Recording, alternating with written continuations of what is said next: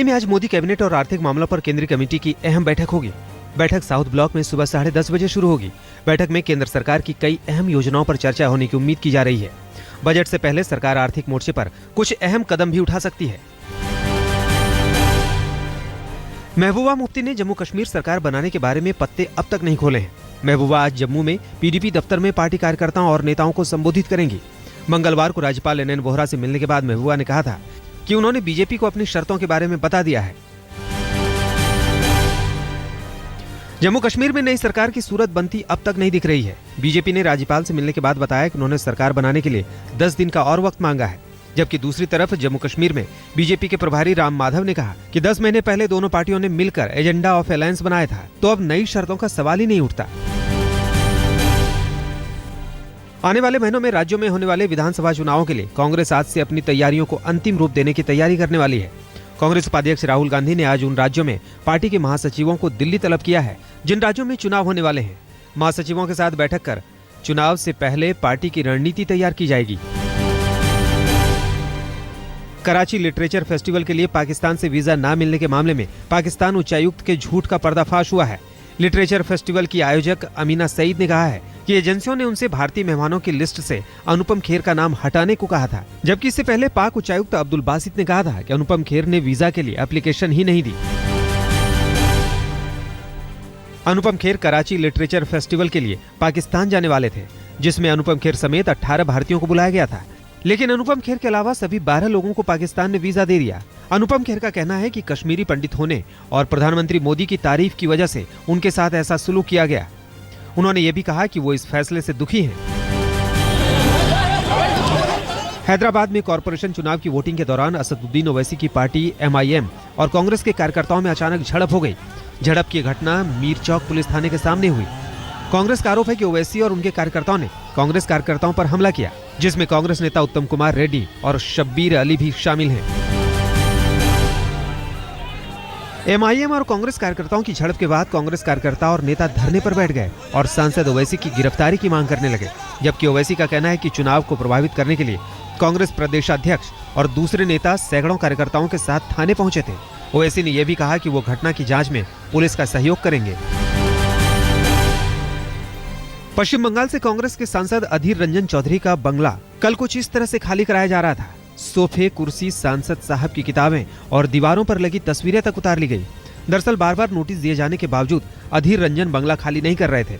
यहाँ तक कि कोर्ट का स्टे भी 30 जनवरी को खत्म हो गया। बंगला खाली कराने की सरकारी कार्रवाई तब रुकी जब सांसद साहब को अदालत से 1 दिन का स्टे मिल गया। उत्तर प्रदेश के विधानसभा चुनाव में समाजवादी पार्टी अकेले ही चुनाव मैदान में उतरेगी। किसी भी महागठबंधन की अटकलों को खुद सीएम अखिलेश यादव ने सैफई के एक कार्यक्रम के दौरान खारिज किया। सैफई में अखिलेश कई देशों के डेलीगेट्स के साथ अंतर्राष्ट्रीय सारस वेटलैंड संरक्षण पर एक संगोष्ठी में हिस्सा ले रहे थे। RSS पर राबड़ी देवी की चुटकी का जवाब सुशील मोदी ने दिया है। कुछ दिन पहले राबड़ी ने संघ पर चुटकी लेते हुए कहा था कि बूढ़े लोगों को भी निक्कर पहनते हुए शर्म नहीं आती। जवाब देते हुए सुशील मोदी ने राबड़ी को 19वीं सदी की महिला बता दिया और कहा कि निक्कर फैशन स्टेटमेंट है, जिसे आजकल हर उम्र के लोग पहनते हैं। आंध्र प्रदेश के कापू समुदाय का आरक्षण के लिए आंदोलन जारी है। YSR कांग्रेस के अध्यक्ष जगन मोहन रेड्डी ने मंगलवार को उस युवक के परिवार से मुलाकात की जिसने आरक्षण के लिए खुदकुशी कर ली थी। जगन रेड्डी ने परिवार को ढांढस बंधाया और हर मुमकिन मदद का भरोसा भी दिया। ट्रेन में महिला से छेड़छाड़ के आरोपी JDU विधायक सरफराज आलम के निलंबन पर विधायक के सांसद पिता का गुस्सा फूट पड़ा। विधायक के पिता सांसद मोहम्मद तस्लीमुद्दीन ने कहा है कि नीतीश ने बेटे का निलंबन उन्हें बेइज्जत करने के लिए किया है। सांसद तस्लीमुद्दीन ने बेटे को बेकसूर बताया।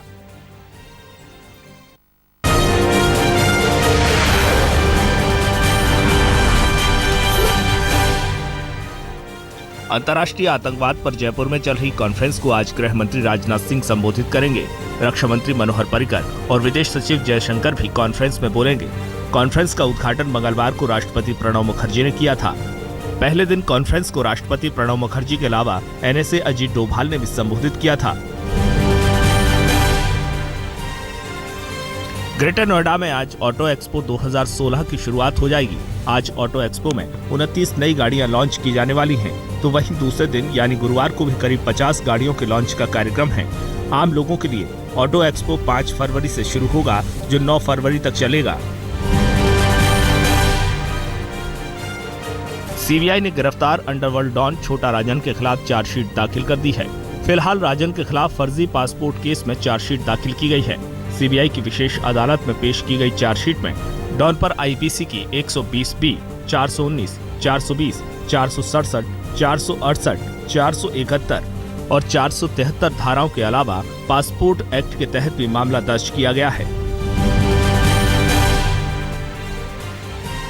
मध्य प्रदेश में शिवराज सिंह की पूरी कैबिनेट मंगलवार को क्रूज पर सवार हुई। खंडवा में हनुवंतिया टापू से क्रूज पर तमाम मंत्रियों के साथ शिवराज सिंह क्रूज पर सवार हुए और क्रूज पर ही कैबिनेट की बैठक हुई। पर्यटन विभाग ने कैबिनेट को नई योजनाओं की खास प्रेजेंटेशन भी दी।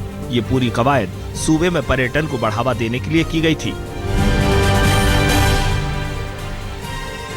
भुवनेश्वर के राजधानी इंजीनियरिंग कॉलेज में पढ़ रहे बिहार के 60 दलित छात्रों ने आत्महत्या की धमकी दी है। कॉलेज में छात्रों का दाखिला राज्य सरकार की दलित स्टाइपेंड योजना के तहत हुआ था। छात्रों के मुताबिक पिछले करीब 1.5 साल से सरकार कॉलेज को स्टाइपेंड नहीं दे रही है। कॉलेज के बार बार फीस मांगने से छात्र मानसिक दबाव में हैं और इसलिए अब इन छात्रों ने बिहार की नीतीश सरकार को आत्महत्या की धमकी दी है। यूपी के आजमगढ़ में मंगलवार को ऐसा अमंगल हुआ जिससे देखकर खुद भगत सिंह भी शर्मिंदा हो जाएं। शहीद भगत सिंह की याद में हुए कार्यक्रम में मंच पर बार बालाओं का अश्लील डांस हुआ। देखने वालों में कई दलों के सांसद, पूर्व सांसद, विधायक और पूर्व विधानसभा अध्यक्ष भी मौजूद थे।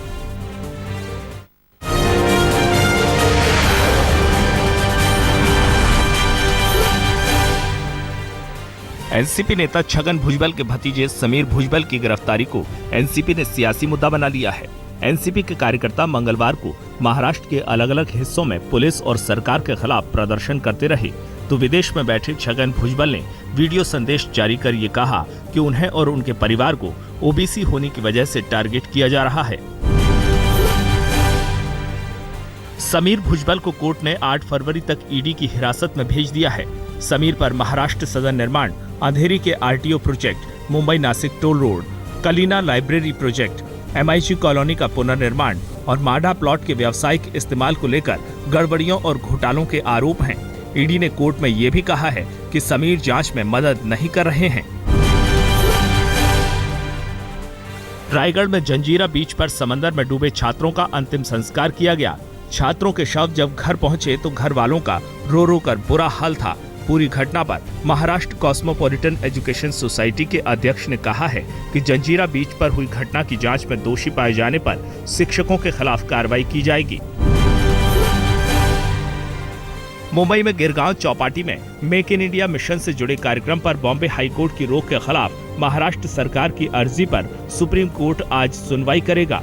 मंगलवार को सुप्रीम कोर्ट में सुनवाई एक दिन के लिए टाल दी गई थी। महाराष्ट्र सरकार के इस आयोजन में प्रधानमंत्री नरेंद्र मोदी के भी पहुंचने का कार्यक्रम है।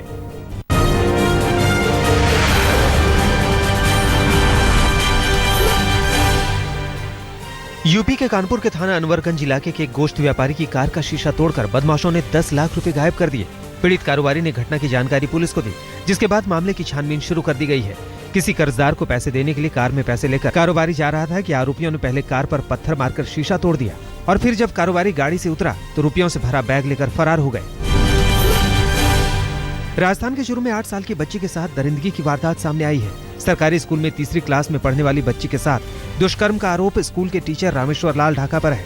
बच्ची के पिता की शिकायत पर पुलिस ने मामले की जांच शुरू कर दी है, जबकि बच्ची को गंभीर हालत में अस्पताल में भर्ती कराया गया है। जयपुर के कोटपुतली के गांव में बदमाशों ने महज लूटपाट के लिए एक महिला की हत्या कर दी। हत्या करने के बाद महिला के तमाम जेवरात निकालकर बदमाश शव को खेत में फेंक कर चले गए। पुलिस ने शव को कब्जे में लेकर मामले की जांच शुरू कर दी है। हालांकि आरोपियों का अब तक कोई सुराग नहीं मिला है। यूपी के कानपुर में एक बच्चा चोर महिला की पुलिस को सरगर्मी से तलाश है। इस महिला की तस्वीर अस्पताल के बाहर लगे सीसीटीवी में कैद हुई है। महिला सफेद लिबास में जाती हुई दिखाई दे रही है। महिला पहले अपनी मां के साथ जा रहे एक बच्चे को अस्पताल में मुख्यमंत्री योजना का फायदा दिलाने के लिए लेकर आई और फिर बच्चे को लेकर डॉक्टर से मिलवाने निकली, लेकिन फिर दिखाई नहीं दी। अब इन्हीं तस्वीरों के आधार पर पुलिस महिला की तलाश कर रही है। पटना में होटल से एयरपोर्ट के लिए ऑटो में निकली श्रुति की गोली मारकर हत्या करने के मामले में पटना पुलिस ने मुख्य आरोपी रजनीश को गिरफ्तार कर लिया है। आरोपी शादी.com के जरिए महिला के संपर्क में आया था और उसी ने श्रुति को पटना बुलाया था, लेकिन होटल में महिला के एक बिजनेसमैन से संपर्क में आने से नाराज रजनीश ने उसे गोली मार दी। फरीदाबाद के रहने वाले दीदार सिंह अपनी बेटी गुरप्रीत को जर्मनी से वापस लाने के लिए सरकार से गुहार लगा रहे हैं। दीदार सिंह के मुताबिक उनकी बेटी को ससुराल पक्ष के लोगों ने धोखे से जर्मनी भेज दिया, जहां उसकी मदद के लिए उसके पास कोई नहीं है और वो रिफ्यूजी कैंप में रहने को मजबूर है। महिला की शादी मनोज नाम के युवक से साल 2005 में हुई थी, जो साल 2010 में अचानक गायब हो गया था। तब से ही महिला ने ससुराल वालों पर केस किया हुआ था। हरियाणा के करनाल में चोरों ने एक ही रात में चोरी की 2 घटनाओं को अंजाम दिया। पहले अशोक कॉलोनी के एक मंदिर में दान पात्र पर हाथ साफ किया और फिर उसके बाद एक होम्योपैथिक क्लिनिक में पहुंच गए। क्लिनिक में पहुंचकर चोरों ने एक सीसीटीवी कैमरे को घुमा भी दिया, लेकिन एक दूसरे कैमरे में इनकी तस्वीर कैद हो गई। अब पुलिस इन्हीं तस्वीरों के जरिए चोरों तक पहुंचने की कोशिश में लगी है। यूपी के बलिया में 24 जनवरी को बीए की छात्रा से रेप और हत्या के मामले में पुलिस की कार्रवाई सवालों के घेरे में है। कलेक्ट्रेट दफ्तर के बाहर धरने पर बैठकर परिवार वाले हत्या की सीबीआई से जांच कराने की मांग कर रहे हैं। पुलिस ने मामले में एक युवक को गिरफ्तार किया है। पुलिस के मुताबिक हत्यारा लड़की का प्रेमी था, जबकि परिवार के मुताबिक पुलिस परिवार को बदनाम करने की कोशिश कर रही है, क्योंकि युवती के साथ गैंगरेप के बाद हत्या की गई है। बक्सर में 10 साल पहले गायब हुई बच्ची मनीषा को पुलिस ने ढूंढ निकाला है। 10 साल पहले मनीषा अपने भाई यश के साथ अचानक गायब हो गई थी। पुलिस ने छापेमारी कर यूपी के सहारनपुर से समाजवादी पार्टी के एक नेता घर से बरामद कर परिवार को सुपुर्द कर दिया है। हालांकि मनीषा के भाई यश का अभी भी कोई पता नहीं चल पाया है। तरनतारन के गांव नथुचक के पुलिस से परेशान होकर जहर खाकर जीवन लीला समाप्त कर ली। मृतक युवक पर गेहूं चोरी का इल्जाम था और पुलिस बार बार पूछताछ के लिए उसे थाने बुला रही थी, जिससे तंग आकर युवक ने जहर खाकर खुदकुशी कर ली। युवक का नाम गुरभेज सिंह था। यूपी के बुलंदशहर में पुलिस चौकी से महज 100 मीटर की दूरी पर बना एक मेडिकल क्लिनिक चोरों का निशाना बन गया। देर रात चोरों ने क्लिनिक के शटर को जैक से उठाया और क्लिनिक में रखे 30,000 रुपए लेकर फरार हो गए। क्लिनिक में लगे सीसीटीवी में चोरी की वारदात कैद हो गई। पुलिस सीसीटीवी की इन तस्वीरों के जरिए चोरों तक पहुंचने की कोशिश कर रही है। रांची में नामकुम रेलवे स्टेशन पर इंसानियत को शर्मसार करने वाली घटना सामने आई। ट्रेन की चपेट में आने के बाद एक युवक का शरीर 2 हिस्सों में कट गया, लेकिन फिर भी जिंदा रहा और तड़पता रहा। 2 घंटे तक ना तो किसी मुसाफिर ने उसकी मदद की और ना ही जीआरपी या स्थानीय पुलिस ने। 2 घंटे बाद जब जीआरपी पहुंची, तब तक युवक दम तोड़ चुका था। यूपी के बागपत में एक पंचायत एक महिला की जान की कीमत 10 जूतों से लगाई है। दहेज के लिए एक महिला की हत्या करने के आरोपी पति का मामला पंचायत के सामने पहुंचा तो पंचों ने पति को 10 जूते मारने की सजा सुना दी। इंसाफ मिलने की पीड़ित परिवार की उम्मीद मिट्टी में मिल गई और परिवार वापस लौट आया। पीड़ित परिवार अब पुलिस के पास जाने से भी घबरा रहा है।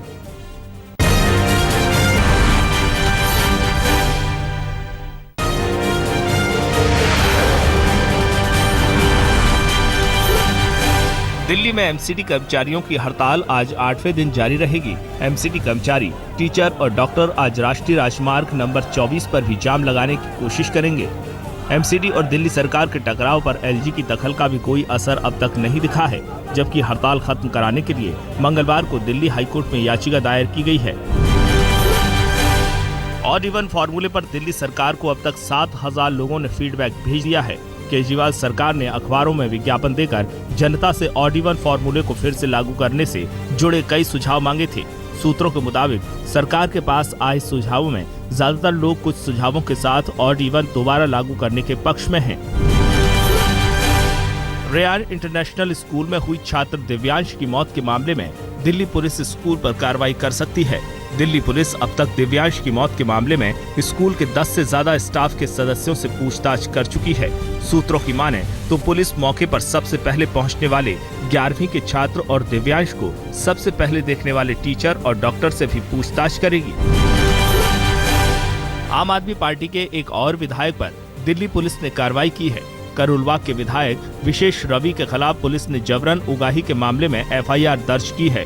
आरोप है कि विधायक विशेष रवि ने पार्टी के लिए चंदे के नाम पर जबरन उगाही करने की शिकायत दर्ज की है। आरोपियों में विधायक के अलावा 2 और लोग भी शामिल हैं। दिल्ली सरकार का अफसरशाही से जुड़ा एक और फैसला विवादों में है। दरअसल सरकार ने पीडब्ल्यूडी विभाग का सचिव इंजीनियरिंग इन चीफ सर्वज्ञ श्रीवास्तव को बनाया है, जबकि अब तक इस पद पर आईएएस अफसर नियुक्त होते थे। तो वहीं स्वास्थ्य विभाग का जिम्मा आईआरएस अधिकारी डॉक्टर तरुण सिंह को दिया गया है, जबकि स्वास्थ्य विभाग का सचिव भी अब तक आईएएस अधिकारी ही होता था। सरकार का ये कदम अफसरशाही में नए बवाल का कारण बन सकता है।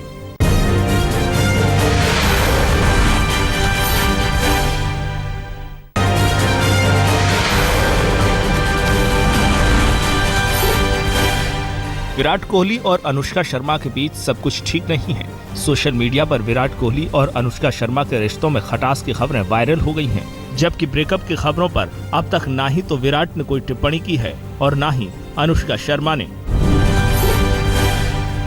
IPL के सीजन 9 में सुरेश रैना बड़ी जिम्मेदारी निभाते हुए दिखेंगे। सुरेश रैना इस सीजन में पहली बार टूर्नामेंट में शामिल हुई टीम गुजरात लायंस की कप्तानी करेंगे।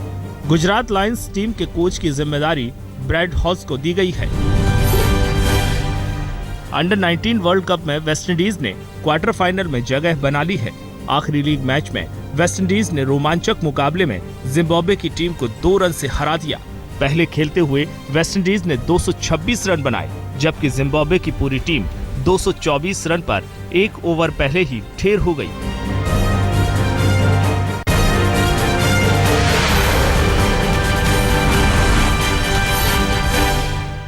जींद में 2 गुटों के बीच हिंसक झड़प की खबर आ रही है।